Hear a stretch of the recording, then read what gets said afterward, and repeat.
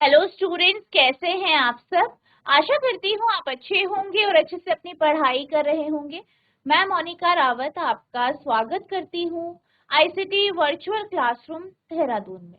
बच्चों, आज हम क्लास 12 का जो आपका सब्जेक्ट है फिजिक्स, उसका चैप्टर रे ऑप्टिक्स को स्टार्ट करने जा रहे हैं। यहाँ पर हम ये देखेंगे कि किस तरीके से जो प्रकाश की किरण है उसके कारण आपके अलग अलग फिनोमेना, अलग अलग जो आपकी परिघटनाएं वो होती हैं। सबसे पहले हम यहाँ पे रिफ्लेक्शन यानी परावर्तन के बारे में पढ़ेंगे। किस तरीके से प्रकाश का परावर्तन होता है, किस तरीके से इसमें आपको अलग अलग चीजें जो है इसमें अलग अलग इंटरेक्शन होते हैं, इनको हम बात करें। सबसे पहले हम ऑप्टिक्स यानी प्रकाशिकी की बात करते हैं। तो ऑप्टिक्स क्या है, प्रकाशिकी क्या है? ऑप्टिक्स फिजिक्स की वह ब्रांच है जिसमें आप लाइट की प्रॉपर्टीज के यानी उसके गुणों के बारे में जानते हैं, उसके गुणों को समझते हैं, उनका बिहेवियर कैसा है उनको समझते हैं, उनका किसी मटेरियल से इंटरेक्शन होता है उसको आप प्रकाशिकी के माध्यम से यानी ऑप्टिक्स के माध्यम से समझते हैं। तो ऑप्टिक्स क्या है? ऑप्टिक्स में बेसिकली आप लाइट की अलग अलग प्रॉपर्टीज को यहाँ पे समझते हैं या उनको जो है पढ़ते हैं। तो ऑप्टिक्स क्या है, प्रकाश की क्या है? Optics is a branch of physics. ये क्या है? भौतिकी की वह ब्रांच है, वह शाखा है that deals with the determination of behaviour and properties of the light. जिससे क्या होता है, जिससे प्रकाश के बिहेवियर यानी उसका बिहेवियर कैसा है, उसका व्यवहार कैसा है, जब वो जो है किसी विरल माध्यम से सघन माध्यम की ओर जाएगा तो क्या होगा, जब किसी भी सतह से टकराएगा तो क्या होगा। तो ये जो बिहेवियर है इसको हम प्रकाशिकी में पढ़ते हैं। किस तरीके से वो अपना नेचर शो करता है, ठीक है, उसके अलग अलग नेचर के बारे में बात करते हैं कि उसका रे नेचर कैसा है, कैसे वो रिफ्लेक्शन करता है, कैसे वो रिफ्रैक्शन करता है, ठीक है। हम उसका उपयोग जैसे उसके वो जब अलग अलग तरीके के मटेरियल से पास होता है तो क्या बिहेवियर शो करता है, उसके वेव नेचर के बारे में पढ़ते हैं कि तरंग की तरह वो कैसे व्यवहार करता है। तो ये सारी चीजें हम प्रकाशिकी यानी ऑप्टिक्स में पढ़ते हैं along with its interaction with the matter। और मैटर जो है पदार्थ के साथ जो उसका इंटरेक्शन है, जो भी पदार्थ है उसके साथ जो उसका इंटरेक्शन है उसके बारे में भी हम समझते हैं। And also with the instrument which are use to detect it. और उन इंस्ट्रूमेंट से भी जिनके माध्यम से हम इसे डिटेक्ट करते हैं या पहचानते हैं। भौतिकी प्रकाश की भौतिकी की एक शाखा है जो व्यवहार के निर्धारण और प्रकाश के गुणों के साथ साथ पदार्थ के साथ इसकी अंतः क्रियाओं और इसका पता लगाने के लिए उपयोग किए जाने वाले उपकरणों से भी संबंधित है। तो आपको ध्यान रखना है कि प्रकाश की क्या है, प्रकाश की भौतिकी की वह शाखा है जिसमें हम लाइट के बिहेवियर, उसके गुण, उसके व्यवहार के बारे में पढ़ते हैं।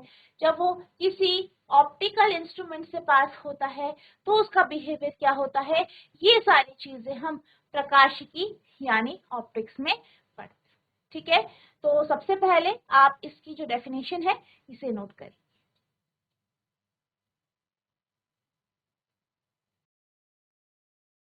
अब अगर हम ऑप्टिक्स की बात करें तो ऑप्टिक्स से हम जो आपकी विजिबल लाइट है, जो आपकी इंफ्रारेड है, ठीक है, अवरक्त प्रकाश है और अल्ट्रावायलेट रे है, उनके आप बिहेवियर को भी यहाँ पे पढ़ते हैं। किस तरीके से वो व्यवहार करती है, उनकी क्वालिटी क्या है, ये हम इसके माध्यम से समझते हैं। अगर हम बात करें आपके जो आपका ये ऑप्टिक्स है, इसकी मदद से आप ऑप्टिकल इंस्ट्रूमेंट के बारे में समझते हैं, ये जान पाते हैं किस तरीके से ऑप्टिकल इंस्ट्रूमेंट बना सकते हैं, किस तरीके से इसका जो है यहाँ पे यूज होता है, ठीक है। Optics in a simple manner, optics in a simple manner is used to describe the behavior of visible light, infrared light and ultraviolet। क्या कहा गया है? कहा यह गया है कि जो प्रकाशिकी है, जो ऑप्टिक्स है, वो एक सिंपल मैनर है जिसके माध्यम से हम विजिबल लाइट जो है, दृश्य प्रकाश है, इंफ्रारेड या अवरक्त प्रकाश है, पराबैंगनी प्रकाश है, इन सब के बिहेवियर को, इन सब का जो व्यवहार है उन्हें हम समझ। प्रकाश की एक सरल तरीके से दृश्य प्रकाश, अवरक्त प्रकाश और पराबैंगनी के व्यवहार का वर्णन करने के लिए प्रयोग किया जाता है। Imagining is done with the help of system called image forming and optical system. क्या कहा गया है? जो इमेजिनिंग होती है, इमेज बनाते हैं, वो हम किसके माध्यम से करते हैं? ऑप्टिकल सिस्टम के माध्यम से। और यहाँ पर भी प्रकाश का यूज किया जाता है इमेजिनिंग को करने के, यानी जो इमेज है या प्रतिबिंब है उसको बनाने। इमेजिनिंग का सिस्टम की मदद से किया जाता है, जिसे एक ऑप्टिकल सिस्टम बनाने वाली इमेज कहा जाता है। नेक्स्ट है रे ऑप्टिक्स। रे ऑप्टिक्स क्या है? इसको आप ज्योमेट्रिकल ऑप्टिक्स भी कहते हैं। और यहाँ पे हम बात करते हैं लाइट के प्रोपगेशन की, यानी प्रकाश का जो प्रोपगेशन है कि वो गमन करता है, चलता है, तो उसको हम रे ऑप्टिक्स में पढ़ते हैं। ठीक है, तो ray optics is also called geometrical optics. It is a branch of science that deals with light propagation in terms of रे। तो क्या कहा गया है कि जो रे ऑप्टिक्स है, ठीक है, किरण प्रकाश की है, उसको हम ज्योमेट्रिकल या ज्यामितिक प्रकाश की भी कहते हैं। और ये साइंस की वो ब्रांच है जिसमें लाइट के प्रोपगेशन के बारे में हम पढ़ते हैं। किस कंडीशन में? रे, कि वो रे में, रे या किरण के रूप में किस तरीके से चलते। किरण प्रकाश की को ज्यामितीय प्रकाश की भी कहा जाता है। यह विज्ञान की एक शाखा है जो किरणों के संदर्भ में प्रकाश प्रसार का वर्णन करती है। ठीक है, तो रे ऑप्टिक्स क्या है? रे ऑप्टिक्स बेसिकली जो है, यहाँ पे आप किरण के या जो आपकी रेस हैं उसके रे बिहेवियर के बारे में यहाँ पे आप समझते हैं। ठीक है, तो ये आपके रे ऑप्टिक्स का कॉन्सेप्ट है, नोट करेंगे इसे।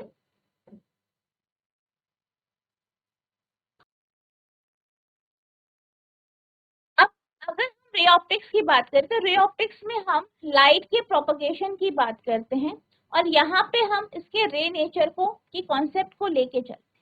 बेसिकली जब भी हम बात करते हैं रे ऑप्टिक्स की, तो रे ऑप्टिक्स में आप किस बिहेवियर की बात करते हैं? आपके कुछ फिनोमिना है, कुछ परिघटना है, जैसे रिफ्लेक्शन की, परावर्तन की, रिफ्रैक्शन की है, अपवर्तन की। तो ये सारी चीजें आप रे ऑप्टिक्स में पढ़ते हैं, यानी आप इसमें स्टडी करते हैं, पढ़ते हैं प्रकाश का जो रे नेचर है, इसकी आप यहाँ पे स्टडी। ठीक है, तो we can consider the propagation of light disregarding its wave nature, यानी हम क्या करते हैं? प्रकाश के गमन को यहाँ पे पढ़ते हैं, प्रकाश के गमन को यहाँ पढ़ते हैं, disregarding its wave nature and assuming that the light propagates in straight line called rays। तो यहाँ पे कहा गया है कि जो प्रोपगेशन ऑफ लाइट है, प्रकाश का जो गमन है, इसमें हम वेव नेचर की बात करते हैं, इसमें लाइट प्रोपगेट करती है। और रे नेचर में जैसे कि आपने पढ़ा है कि प्रकाश की किरणें बिल्कुल एक सीधी रेखा में यहाँ पे गमन करती है। This allows us to formulate the law of optics in the language of geometry। और यहाँ पे हम ऑप्टिक्स के लॉ को जो है ज्योमेट्री लॉ की, जो आपकी ज्योमेट्री है उसके बेस पे यहाँ पे समझते हैं। Thus the branch of optics where the wave nature of light is neglected is called geometrical or ray nature।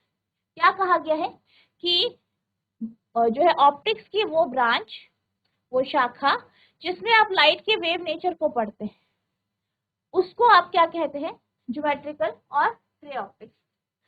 हमें सैनिक हम प्रकाश की तरंग प्रकृति की अवहेलना करते हुए प्रकाश के प्रसार पर विचार कर सकते हैं, और यह मानते हुए कि प्रकाश सीधी रेखाओं में फैलता है जिसे किरण कहा जाता है।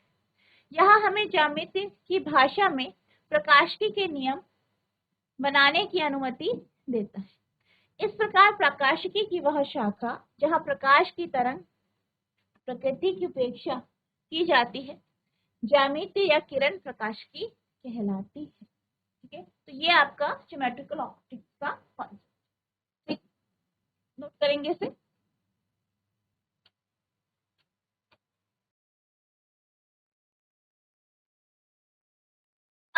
अगर हम ज्योमेट्रिकल ऑप्टिक्स या ज्यामितीय प्रकाशिकी की बात करें तो ये जो है पहला है आपका लॉ ऑफ रैप्ट यानी प्रकाश का सरल रेखीय संचरण का नियम।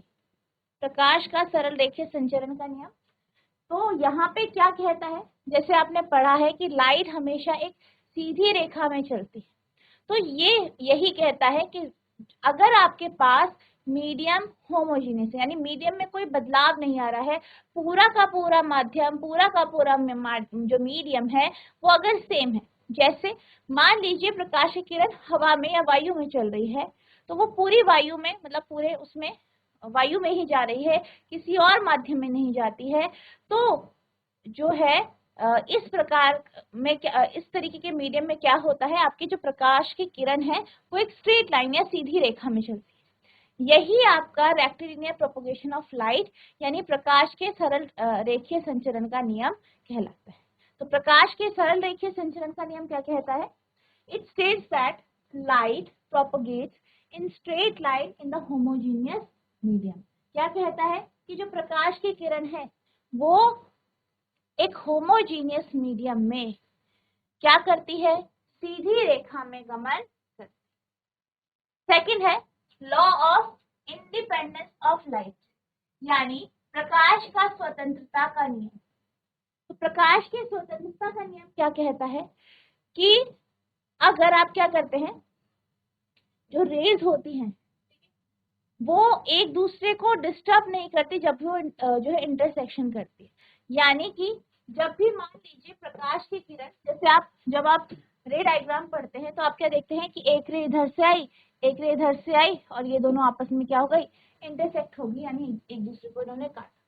तो यहाँ पे ये जो नियम है वो यही कहता है कि जब दो किरणें आपस में इंटरसेक्ट करती है तो ये एक दूसरे को डिस्टर्ब नहीं करती, ठीक है, डिस्टर्ब नहीं करती, यानी इससे कुछ फर्क नहीं पड़ता, एक किरण आ रही है दूसरी किरण आ रही है, दोनों एक दूसरे को क्या करती है, इंटरसेक्ट करती है। It state that rays do not disturb each other upon interaction, यानी जब इंटरसेक्शन होता है तो जो रेज होती हैं, जो किरणें होती हैं, वे एक दूसरे को काटती नहीं, ठीक है। तो ये आपका क्या है, सेकंड या दूसरा नियम है, ठीक है, नोट करेंगे।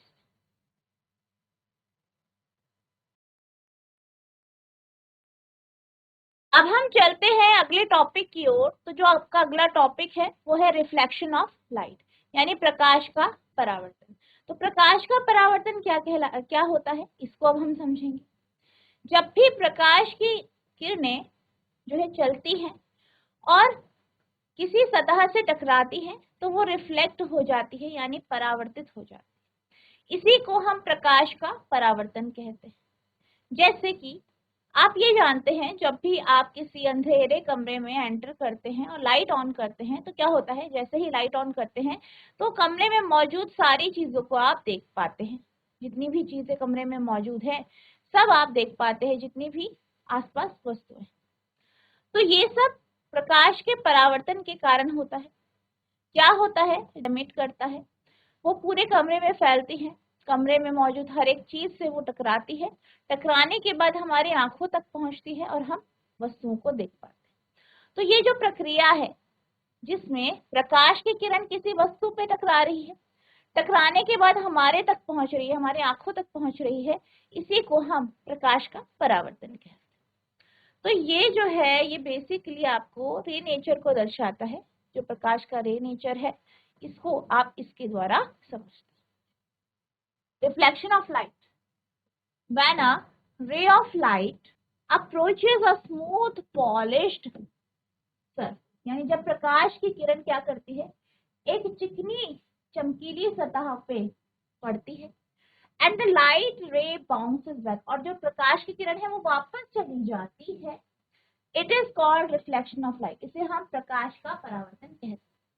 जब प्रकाश की किरण किसी चिकनी पॉलिश की गई हुई सतह पर पहुंचती है और प्रकाश की किरण वापस लौट जाती है तो इसे प्रकाश का परावर्तन कहते हैं। जैसे कि आप यहाँ पे देख सकते हैं, ये मान लीजिए हमारे पास एक दर्पण है, प्रकाश की किरण इस पे पड़ी, एक बिंदु पर पड़ी, टकराई और रिफ्लेक्ट होगी यानी परावर्तित होगी। तो यही आपका प्रकाश का परावर्तन कहलाता है। ठीक। अब यहाँ पे जब हम परावर्तन की बात करते हैं तो वो किरण जो वस्तु पे पड़ रही है, यानी यहाँ पे दर्पण पे पड़ रही है, उसे हम इंसिडेंट रे कहते हैं। ठीक है, अपवर्तित किरण कहते हैं, सॉरी जो अपतित किरण कहते हैं।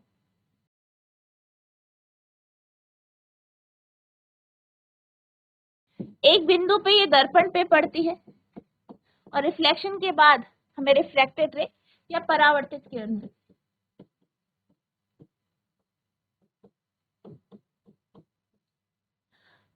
ठीक।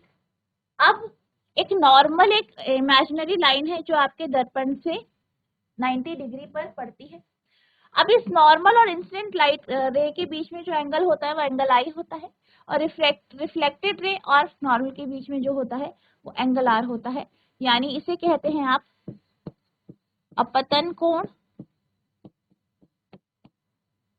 इसे कहते हैं आप परावर्तन। तो ये है, नोट करें।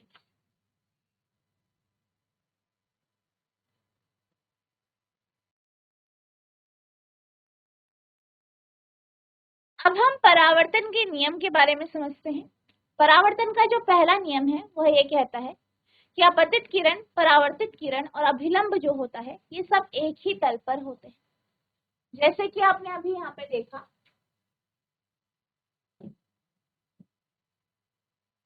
अपतित किरण है, अभिलंब है और परावर्तित किरण है, तीनों कहाँ पर है? एक ही तल पर है, एक ही सतह पर यहाँ पे मौजूद है। दूसरा क्या कहता है कि अपतन कोण और परावर्तन कोण दोनों बराबर होते हैं, यानी एंगल ऑफ इंसिडेंस, यानी अपतित किरण और अभिलंब के बीच का जो कोण है और परावर्तित किरण और अभिलंब के बीच का जो कोण है वो दोनों हमेशा बराबर है। The incident ray, the reflected ray and the normal lie in the same plane, यानी अपतित किरण, परावर्तित किरण और अभिलंब सभी एक ही तल में होते हैं। दूसरा है the angle of incidence is equals to angle of reflection, अपतन कोण परावर्तन कोण के बराबर। तो ये आपके लॉज ऑफ रिफ्लेक्शन है, बहुत इंपॉर्टेंट टॉपिक है, आपको लॉज ऑफ रिफ्लेक्शन बिल्कुल अच्छे से पता होना चाहिए। ठीक है, नोट करें।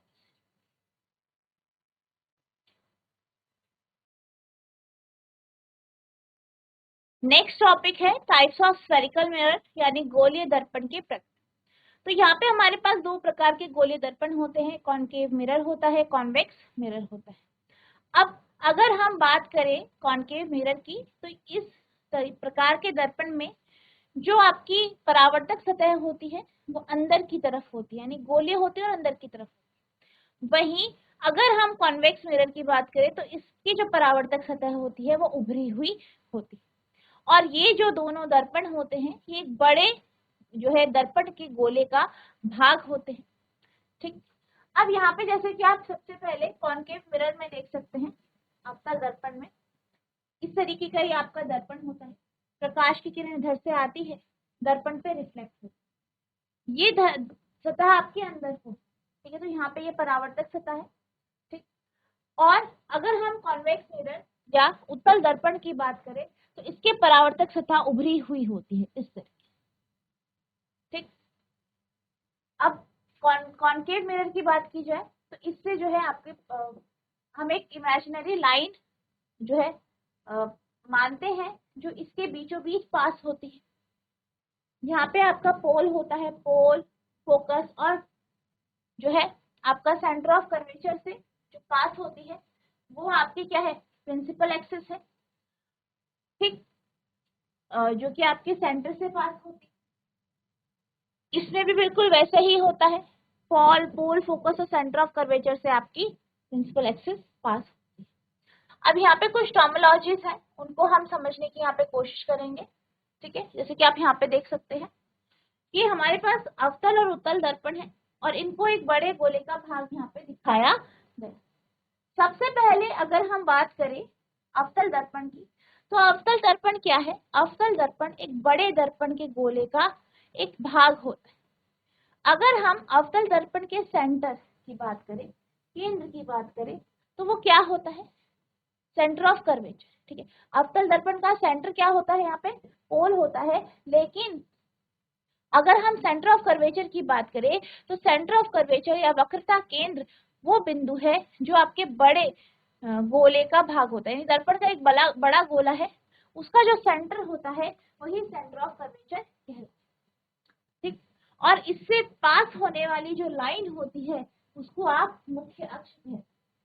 अब सेंटर ऑफ कर्वेचर और पोल की बात की जाए, इसके बीच में एक बिंदु होता है जिसे आप फोकस कहते हैं, और इस बिंदु पर क्या होता है, अगर हम इस कॉनकेव मिरर पर समानांतर किरणें डालते हैं तो वो रिफ्लेक्ट होके फोकस से पास होती है। तो फोकस पे क्या होता है, सारी की सारी समानांतर किरणें इस फोकस से पास हो जाती है। तो ये आपका ये कुछ कॉन्सेप्ट है। इसी तरीके से आप यहाँ पे देख सकते हैं कॉन्वेक्स मिरर में भी सेंटर ऑफ कर्वेचर वक्रता केंद्र गोले का जो सेंटर है वो कहलाता है। पी और सी के बीच यानी ध्रुव और वक्रता केंद्र के बीच की जो दूरी है वो वक्रता त्रिज्या कहलाती है। इससे पास होने वाली लाइन मुख्य अक्ष कहलाती है, ठीक है। तो ये आपके कॉनकेव और कॉन्वेक्स मिरर का कॉन्सेप्ट है, इसे आप नोट कर लीजिए।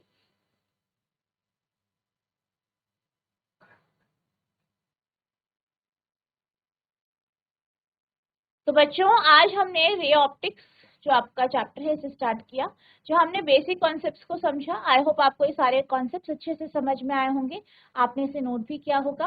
नेक्स्ट लेक्चर में हम इसके आगे के जो टॉपिक्स हैं उन्हें पढ़ेंगे। तो जितना आज आपको पढ़ाया गया है इसे आपको रिवाइज करना है।